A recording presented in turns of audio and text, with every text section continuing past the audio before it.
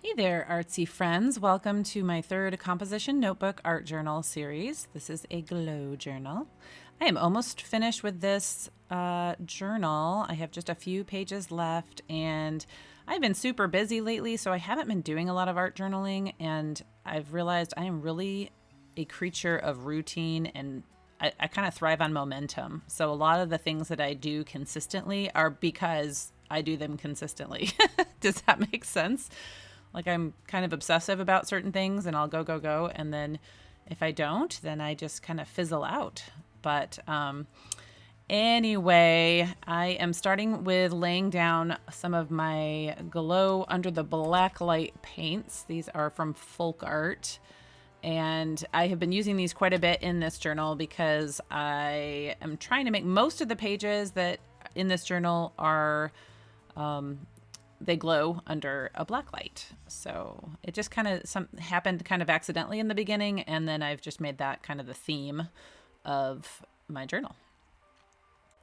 If you're new here, this is a cheap composition notebook, just the ones that you can get for $1 or less at any store that sells like school supplies.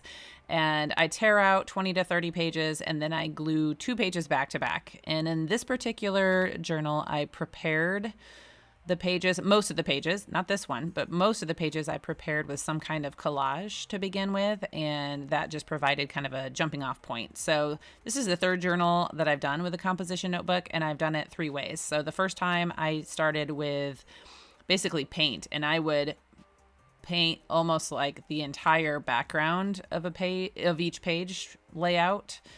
The second one, I just started fresh and created as I went along. And this one, I started with mostly collage. So you can, it just kind of depends. Sometimes I really like having something to start with that kind of gets your creative direction going. And then other times I like starting from scratch with a kind of a blank page because again, like that whole momentum thing, I found that when I get started on a page, if I take too long of a break and I come back to it, sometimes I'm more likely to kind of feel stuck if I kind of pause the momentum. Does that make sense? So after I made this page, the next one I'm kind of stuck on, which is weird. I don't get stuck too much. Okay, so I am trying to center my quote. Happiness is an inside job.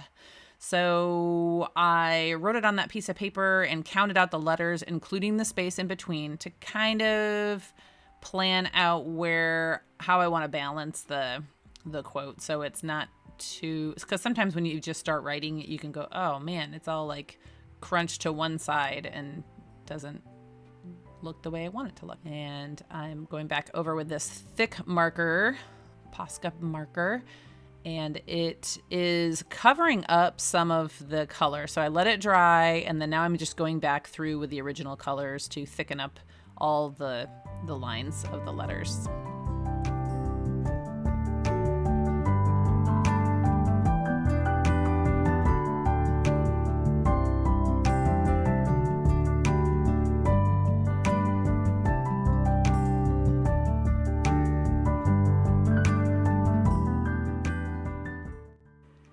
So I pulled these little kind of doily looking embellishments that I got off Temu, and I love the little mandalas, and they're just like laser cut paper. Wasn't sure how I wanted to incorporate them into the page, and I thought, well, maybe I'm going to use them, see how well they'll stencil, and so I can kind of just blend some of the color in with the pattern on the back there. So let's see how that turned out. And not really great. But I'm looking at the orange on there going, ooh, I'm just going to paint the whole thing orange and maybe glue down the mandala. It's like, ooh, doesn't that look nice? That complementary color on the blue. And then I'll try one with yellow, see how that works. So these are really, really pretty. I just don't know how I'm going to incorporate them yet. And I thought, ooh, maybe I can do the reverse stenciling, which is when you smear the paint down first and then you go back and, oh, look, I peeled it off and it left the imprint. Typically when you do reverse stenciling, since these aren't actual stencils, they kind of don't work very well for that, because if I tried to wipe away the paint in between, it would just destroy these little embellishments. But it does seem to kind of work to just press them in and then leave the impression.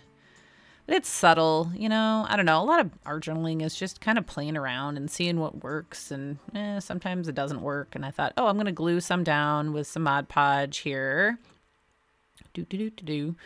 And then it's starting to fall apart. So I thought, well, maybe I'll just put it on the edge.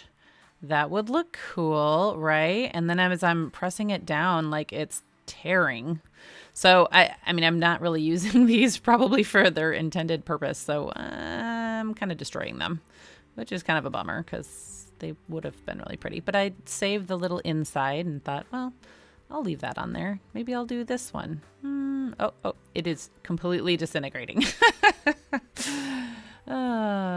So I'm just using it. Now I'm using it more like a stamp, seeing if I can do a little reverse, and it's just not really doing much. So yeah, I think I'm just going to set those aside, and I'm going to let everything dry, and then I'm going to work on my quote a little bit more by just outlining with a thin liner, which always makes everything pop. Anytime you use black and white to highlight things, the contrast is just going to make whatever you do pop off the page more. So that's what I'm doing. I like to find quotes and ideas and thoughts that I just know that I need to be reminded of a lot. And sometimes I can dwell on my level of happiness, and I have to be reminded that it really is determined by my attitude, and happiness is an inside job.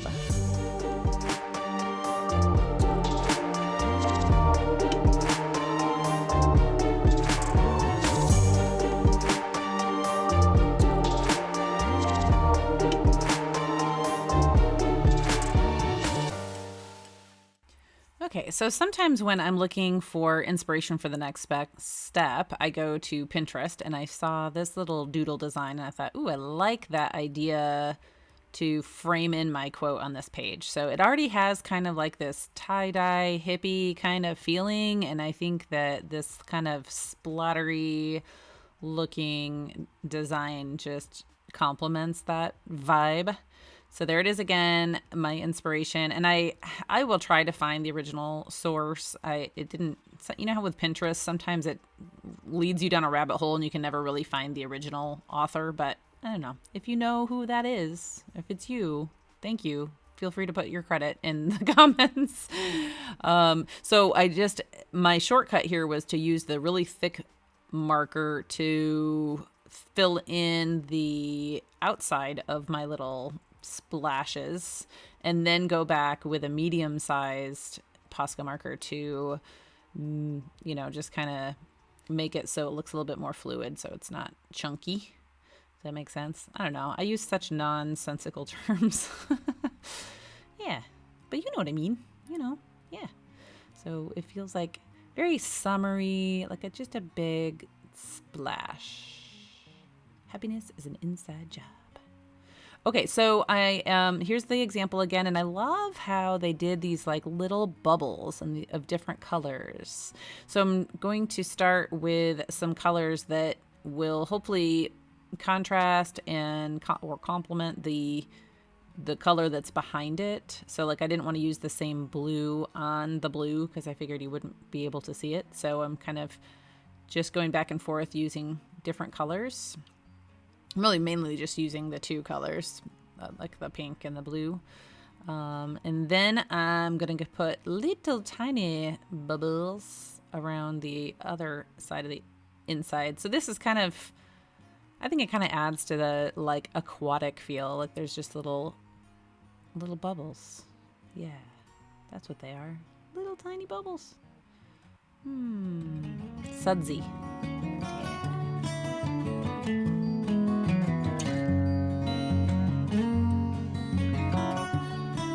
Yeah.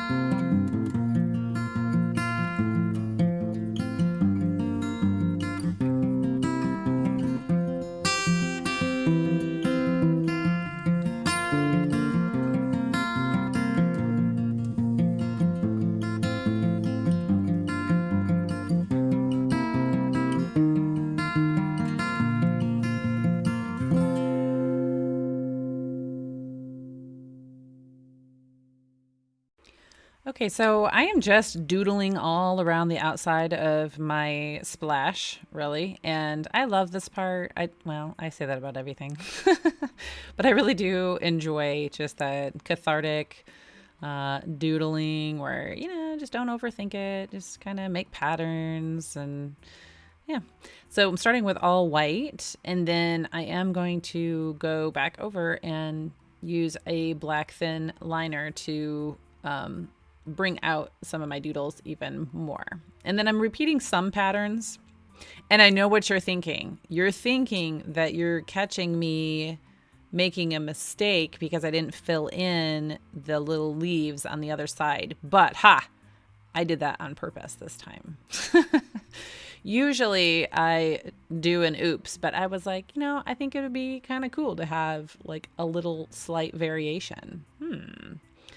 Okay, again, black and white contrast makes everything. It just, the more that I do it, the more I'm always more pleased with the way my page looks as I add in more black and white detail. So just outlining the splash with this white marker again is, just making it pop. See, isn't that cool? I love it. Okay, so now I'm doing the black liner, and I'm just gonna kind of outline my little botanicals and add little embellishments to all my doodles.